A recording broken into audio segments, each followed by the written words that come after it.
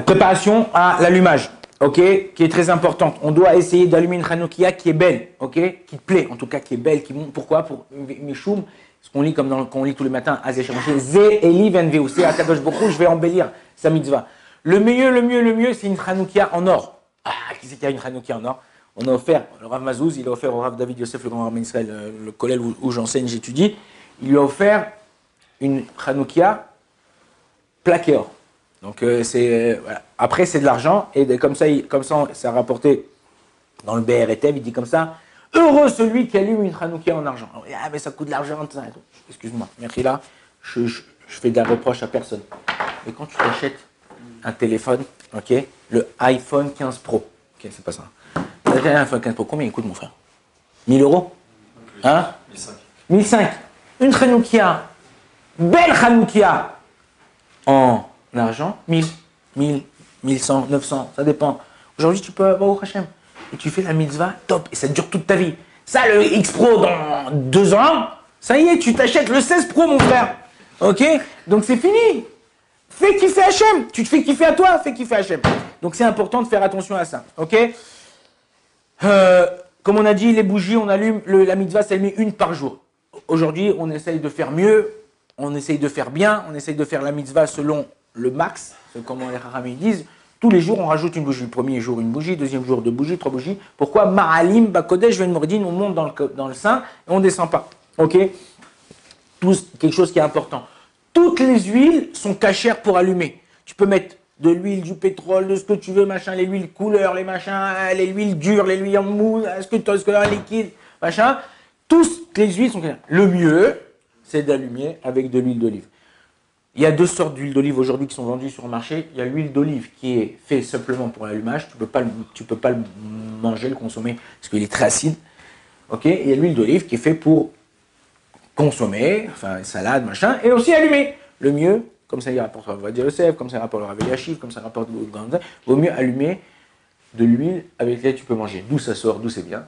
Comme l'huile qui a été allumée au Beth Amikdash, comme l'huile qui a été allumée au Beth Amikdash, c'était quoi? C'était l'huile Katit Lamaor. C'était les premières gouttes qu'on prenait. La première goutte, c'était acide, c'était truc, non. C'était de l'huile exprès pour pouvoir allumer. Bon, cette huile-là, si tu l'as consommée, elle est top. Je fais pas de la pub, mais mon fils, j'ai un fils qui est marié, il m'a dit, papa, cette huile d'olive, il y a de Mordechai. Il m'a dit, le goût, le machin, le truc et tout. Bon. Alors, en Israël, on fait beaucoup de choses avec l'huile d'olive. Même nos cousins, ils font, quand ils mangent des trucs, ça, avec les yaourts, les machins, l'huile d'olive, les machins, ça. L'huile d'olive, c'est très très bien. La Gemara, elle dit que boire de l'huile d'olive comme ça, c'est mauvais pour le corps. Mais quand tu manges dans une salade, tout ça, ça renforce les os, ça renforce le corps, ça fait, il y a beaucoup de bienfaits dans l'huile d'olive qu'on ne retrouve pas. Moi, j'avais une tante, c'est Rona Livracha, qui est enterrée ici d'ailleurs à Arzetine.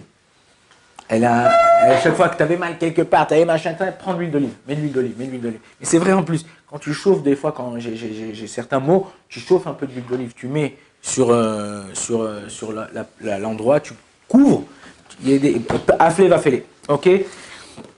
Donc de l'huile d'olive, ok, pourquoi? Parce qu'elle est plus saloul, on dit en hébreu, je sais pas comment rentrer. Et aussi, comme je vous dis, parce qu'on a fait le miracle avec ça, d'accord. Donc c'est très très important. Maintenant, le mieux que la mèche soit de coton. On a le droit de réutiliser les mèches qu'on a utilisées la veille, ok. Il y a des gens, ils savent te tirer la mèche, tac, tac, tac, ils te rallument avec la mèche. En général, la mèche raccourcie, tout ça, il y a des gens qui utilisent des mèches longues, on ne rentre pas dans ça, chacun comme il allume avec ce qu'il allume. Par contre, les bougies multicolores là, qu'on achète toutes fines comme ça, en général, ça peut être un problème parce qu'elles ne durent pas toujours une demi-heure. Et si on fait la bracha dessus, ça peut être bracha levatala. Pourquoi? Parce que souvent, on allume une à côté de l'autre, c'est des bougies qui sont très proches, ça fait fondre, la chaleur, elle fait fondre. Et si ça ne dure pas une demi-heure, il faut faire l'expérience avant cet après-midi parce que c'est sur un truc machin. Et voir si ça dure une demi-heure ou pas une demi-heure. Mais ça doit durer plus qu'une demi-heure. C'est-à-dire à partir du moment où je l'allume jusqu'à qu'elle s'éteint, ça dure une demi-heure. Pas une fois ça dure 20 minutes, une fois ça dure 25 minutes, parce que ça dépend aussi de la chaleur qu'il fait à la maison, ça dépend de l'atmosphère, ça dépend de pas mal de choses. Ok, vous savez, je ne sais pas si vous savez au niveau physique et scientifique, de l'eau qui est fait bouillir aux Alpes et de l'eau qui est fait bouillir à Paris, elle ne bout pas de la même façon. Ça bout plus vite, plus t'es haut, plus elle arrive à ébullition, c'est pas à 100 degrés, elle arrive à ébullition plus vite. Donc la même chose pour la consommation des bougies. Des fois, selon l'endroit où tu es, la bougie, elle se commence plus vite. Et si elle se par une demi-heure, donc ta bracha, elle est levatala. Ok. On allume où la Hanoukia? Ok, où on allume la Hanoukia. Alors en général, en France aujourd'hui, on m'a posé la question, c'est vrai qu'il y a beaucoup d'antisémitisme, il y a beaucoup de trucs, machin, allume-la chez toi à la maison, dans ton salon. Tu n'as pas besoin de te faire chifouni à neige, tu l'as mis à ta fenêtre, les gens ils vont lancer des pierres ou quoi que ce soit. Ok, surtout tu habites en bas étage. Ok, c'est vrai que la mitzvah c'est de pirsoumer à Nes. Maintenant, quand tu as des gens avec toi à la maison, voilà, c'est pirsoumer à Nes pour chez les gens des maisons. Dans la maison où c'est le mieux de l'allumer, tu peux l'allumer. Alors, si tu es dans une résidence juive, tu peux allumer devant ta porte, en général du côté gauche. Pourquoi? À droite, la mezouza, quand tu rentres, toujours, nous les Sfaradim, toujours quand tu rentres, la mezouza à droite, droite, à droite et droite. Ok? La mezouza, si je divise, à l'akha au passage, si je divise le ponteau de la porte en 3, 1, 2, 3, ça doit être à la fin du premier tiers. Alors les gens disent, ah mais c'est bas, c'est pour les nains. Mais je suis un nain moi. Non, c'est bas, c'est bas, c'est la taille que le Shulchan Aruch, dans les chot mezouza, il a été possèque, qu'on doit mettre à un droit. Maintenant, c'est quoi la différence? Pourquoi nous on la met droite et pourquoi les Ashkenazim ou les Marocains ils la mettent un peu penchée comme ça? Ok, c'est quoi la différence? C'est une marloquette entre le Rashi et Tosfot dans la Gemara. Est-ce que l'étape de la loi, parce que ça représente l'étape de la loi à mezouza, ils étaient dans l'arche sainte, ils étaient debout, ils étaient allongés. Nous, les Sfaradim, on dit qu'ils étaient debout, donc on met la mezouza debout, on fait droite. Les Ashkenazim, c'est en marloquette que c'était debout, enfin entre Tosfot et Rashi, donc il dit nous, pour pas faire ni comme Tosfot ni comme Rashi, on la met comme ça en billet, comme ça on est, c'est mon frère, comme in, tu vois. Ok, d'accord, tu fais le truc. Donc c'est pour ça que c'est important de quoi? De savoir la halachot. Toda Rabba Hashem Yivarech Otra. Que tu nous invites cette année, répondez tous amen, que tu nous invites cette année à ton mariage, Bezrat Hashem. Donc, on était donc la position de la Hanoukia, on l'appelle. Quand tu rentres à droite à mezouza, sur la gauche, alors, on va faire comme ça. Si ça c'est la porte, ok, ça c'est la porte, je rentre comme ça dans la porte. À droite là, il y a la mezouza, ok. La mezouza, je la mets pas, la Hanoukia, je la mets pas comme ça sur la gauche, ok. Je la mets comme ça sur la gauche, ou à l'extérieur, ou comme ça sur la gauche, à l'intérieur. Et où j'allume, retenez toujours, on va toujours de la gauche vers la droite. La gauche, c'est le din, c'est tout ce qui est jugement. La droite, c'est tout ce qui est rachamim, ok? Rachamim. Tout ce qui est le chesed, la bonté, la rachamim. On va toujours de la gauche sur la droite, ok? Donc, quand j'arrive, toujours aussi, je me place. Il y a une halakha qui est très importante qu'on ne fait pas souvent attention. Je ne sais pas si vous avez entendu, par exemple, une halakha qu'on côtoie tous les jours le matin. Tu as ton sac avec les tefilines, tu ouvres ton sac avec les tefilines et tu vas prendre. Maintenant, on dit qu'on mette toujours le talit plus proche de nous pour pas passer sur les mitzvot. Si les tefilines ils sont plus proches de toi, on n'a pas le droit de mettre le talit sur les tefilines parce que c'est une doucha plus grande les tefilines que le talit. Donc tu mets à côté, mais plus proche. Quand tu ouvres, ta main elle tombe directement sur le talit, ok? Donc quand tu rencontres une mitzvah, tu n'as pas le droit de la repousser pour une autre mitzvah. Tu dis non, celle-là, elle me plaît pas trop, mon frère, et l'autre, elle est mignonne, tu vois, on va la faire. Non, il y a une mitzvah qui est peut-être maison devant toi, tu fais. Alors, c'est sûr que, là, pareil, la même chose. Quand on allume la Hanoukia, le mieux, c'est de mettre le shamash tout à fait à droite. Si le shamash dans la Hanoukia que tu as, il peut se déplacer, le mieux, c'est de mettre tout à fait à droite. Tu ne peux pas le mettre tout à fait à droite, tu le laisses, il est au milieu, tu le laisses au milieu, mais quand tu allumeras les bougies, tu ne feras pas 1 jour, 2 jours, 3 jours, shamash, 4 jours, 5 jours, tu vois. Non, si on est le 5e jour par exemple, tu fais pas, et le shamash il est au milieu, tu fais pas 1 jour, 2 jours, 3 jours, shamash, 4 jours, 5 jours. Tu vois, le shamash ne fait pas partie de la mitzvah. Le shamash ne fait pas partie de la mitzvah, exactement. Le shamash il est là que s'il y a une panne d'électricité, si c'est Shabbat, la lumière s'est éteinte, tu as mis la minuterie, que si tu veux lire et tu as lu et le shamash est encore allumé, tu peux lire, c'est pas par rapport aux bougies, on n'a pas le droit, on a dit qu'on n'a pas le droit d'utiliser les bougies Tranouka. Ok, les bougies Tranouka, on dit que Anerot alalou Kodesh en. Ve'en lanu reshut leishtamesh bahem. Ces bougies, elles sont saintes, puisque ça se rappelle les bougies du Beth Amikdash. Ve'en lanu reshut leishtamesh, on n'a pas besoin, on n'a pas le droit de les allumer. Au passage, niveau moussard, au niveau de l'éducation des enfants, les bougies, ça représente les enfants. Chaque enfant qu'Akadosh Baruch Hu te donne à toi et à ta femme, c'est une neshama. Et anerot alalou, ces enfants-là, kodesh em, ils sont saints. Ve'en lanu reshut leishtamesh b'hem. T'as pas le droit d'utiliser ton fils. Ouais, mon fils va me faire un café. Ouais, je t'ai dit, pourquoi t'es pas arrivé? Je te demandais d'aller me faire les... Ton fils, c'est pas un objet. Ta fille, c'est pas un objet. D'accord? On l'utilise pas. C'est pas... Tu as la mitzvah de l'éduquer. T'as pas la mitzvah de lui ordonner de te faire des choses. C'était au passage. Le shamash, il ne sert pas à allumer les autres bougies? Le shamash, tout dépend. Alors, bonne question. Question au passage, en général, on ne répond pas aux questions au passage, mais là, une question qui correspond, en lien avec ce qu'on fait. Le shamash, il sert à allumer les autres bougies quand tu allumes avec des bougies en cire.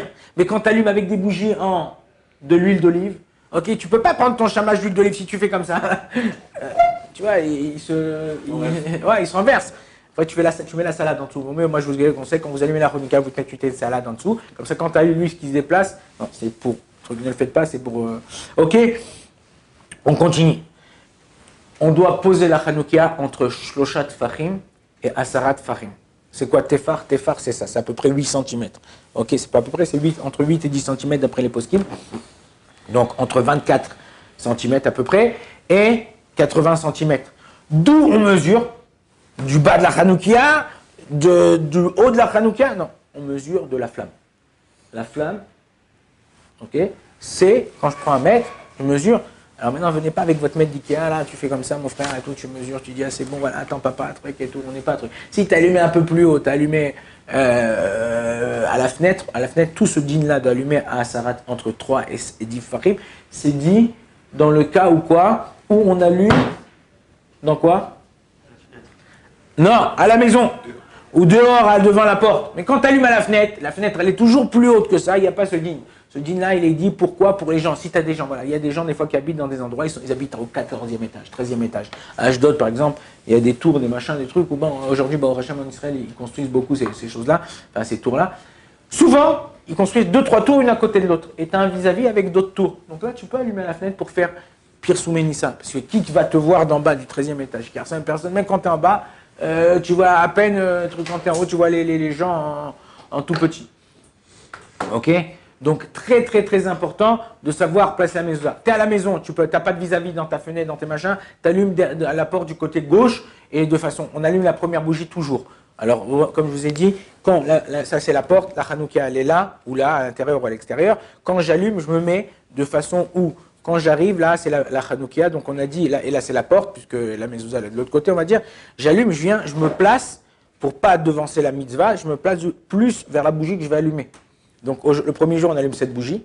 Deuxième jour, j'ajoute une nouvelle bougie. C'est bien que ce soit la femme qui remplit de l'huile ou qui mette les bougies. La Gemara dans Shabbat, le Shulchan Aruch, celui qui est makpid d'allumer, fait attention d'allumer avec des bougies de l'huile d'olive, il aura des enfants Talmidei Chachamim. Shabbat et Hanouka. Donc quand j'arrive, le premier jour, j'allume celle-là et le shamash il est là. Okay. Deuxième jour, ok, j'allume. J'ai mis l'huile dans la deuxième, et après l'huile dans la, et je me place de ce côté cette fois-ci, et j'allume celle-là et celle-là. Donc on va de gauche à droite, jusqu'à que le dernier jour, on se rapproche le maximum de la porte. Rappelez-vous, le dernier jour, j'allume la bougie la plus extrême, qui est la plus proche de la porte. Le premier jour, c'est la plus extrême qui est le truc, et à chaque fois que j'allume, je commence par la mitzvah. Clair? Non, je sais pas compris. Vous pouvez rappeler le sens. Le sens, de gauche à droite, comme quand tu écris en anglais. Donc je commence à gauche. Ouais. Je fais 1, 1, 2, mais c'est par rapport à quand je rentre dans la Pourquoi 1, 2, 1, 2 1, 2, 3, pourquoi 1, 1, 2, 1, 3, tu veux? Oui. Premier jour, une bougie à gauche. Une bougie à gauche. Quand tu les mets à droite, tu l'allumes de gauche. Voilà, tu places la 1, la 2, la 3. Après, 1, 2, 3, 4. Après. Et j'allume de droite à gauche. Et j'allume de gauche à droite. Et je les place de droite à gauche. Et je les place de gauche à droite. Non, de droite à gauche. On les met comme ça, on les place Attends, comme ça, et après... La Hanoukia, ok. Moi, je suis en face. Moi, je suis face à la Hanoukia. Ah, vous êtes en face. Moi, je suis face à la Hanoukia. Le premier jour, ok. Ma première bougie, elle est là. À droite. Ok. Et la porte, elle est là. Ok. L'entrée de ma porte, ok. Ou l'entrée de ma porte, puisque moi, j'allume dehors. L'entrée de ma porte, il est là. Ou l'entrée de ma porte, il est... Attendez, moi je rentre dans la porte à droite, oui. Donc quand je rentre dans la porte à droite, là c'est la porte à droite, la mezouza elle est là. Donc j'allume de l'autre côté. Bon, vous inversez les portes. Ok, donc le premier jour c'est là. Ok, donc on allume cette bougie là. puisque la porte, quand je rentre, là c'est la porte, ok, je rentre dans la porte, ok, à la sortie de la porte, la mezouza elle est à la droite, non c'est le contraire, parce que c'est comme ça. Voilà, moi là je suis à l'entrée, là je suis à l'entrée. Donc la mezouza elle est là, le premier jour c'est ici, deuxième jour je place celle-là et celle-là. Puisque quand je vais allumer, tout le temps, je les place, je dois allumer toujours de gauche à droite, ok? Ok, on va voir, de toute manière, on va arriver dans la précision de chaque mitzvah. L'Echaim. Baruch ata Adonai Eloheinu melech haolam she'akol nהיה bidvoro. Amen. Ouais. Donc on a dit quand on habite dans un haut étage, on allume à la fenêtre à condition qu'il y a un vis-à-vis avec des gens qui vont voir la Hanoukia. Ok, les gens, quand on dit des gens, c'est des juifs qui vont apprendre de ça. S'il n'y a pas de vis-à-vis, j'habite très haut, je l'allume chez moi à la maison ou je l'allume derrière la porte, si je ne veux pas allumer dehors, là, derrière la porte, à gauche. Ok, à gauche, dans l'endroit où il n'y a pas de maison. Pourquoi on allume à gauche, à côté? Il faut savoir, il faut comprendre, pas qu'on fasse les choses comme ça. Il dit inatek. Si je prends un fil, ok, je prends un fil, je tire, il se craque. Je prends 2 fils, je tire, c'est un peu plus dur. Je prends 3 fils, c'est presque impossible de craquer. Ok. La même chose en ce qui concerne la mezouza. On dit à droite, tu as la mezouza, première mitzvah. À gauche, tu as la chanoukia. Et sur toi, tu as les tzitzit. Ça fait 3 mitzvot. Donc c'est, voilà. Tu dis, j'ai pas les tzitzit, moi, je mets pas les tzitzit. Ouais, bah, ok, moi, tu as 2 mitzvot. Ok, donc savoir que chaque chose qui est faite dans la Torah, il y a une raison, un pourquoi du comment. On ne fait pas les choses parce que c'est beau, c'est joli, ça me donne envie. D'accord? On a dit que c'est la femme, on a parlé de ça. Il y a des règles de sécurité, je vous en supplie. C'est très important. Vous êtes à la yeshiva, c'est encore plus important. Les gens qui sont à la maison, c'est important, mais en général, il y a les parents. Mais c'est hyper important de respecter ces lois de sécurité. C'est quoi les lois de sécurité?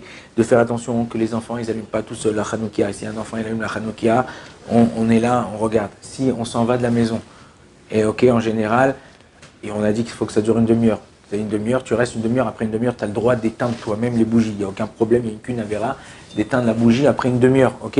Vous partez pas de la maison, vous laissez la maison avec les bougies allumées. Ok, après une demi-heure, tu peux faire tout avec les bougies. Tu peux même lire préparer le Sefer Torah. D'accord?